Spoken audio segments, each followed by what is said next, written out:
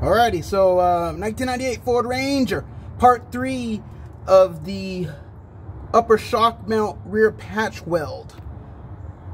This is with the upper shock mount not installed yet, but this is where the patch where it would go. This is the back side of the weld. So I did have penetration going all the way through on the Titanium Flux Core Easy Flux 125. And those were the settings. I turned it up to I and 9. You could actually probably voltage, probably bring it all the way up to J, and wire speed a little bit lower if you want to control your wire speed. Probably bring it down to about 6. But anyway, long story shorter, that's the back side. I'm gonna put the upper shock mount down in there, and I'll put penetrating oil and fluid film and all sorts of stuff back there as time goes on.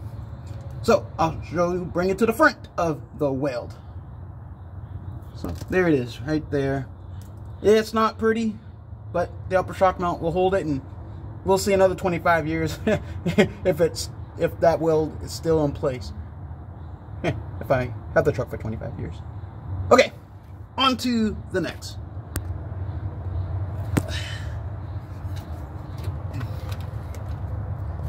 Let me get out from underneath this truck.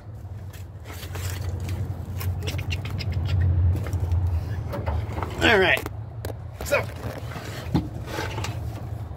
that's the front side of the weld. I grinded it down. Some of the grinded the patch, the weld down on the patch a little bit. Threw some weld up in that little spot that was going in there. There's just a little hole. And I, excuse me, try to get in better position here. So that's the front side. You know, and the upper shock mount will go there as well. So anyway, where I'm at, about 2 minutes in this video. But I just want to show you the finished product. And I will, over time, continually monitor and improve. Especially if I have to do the other side. Alrighty, so that is part 3.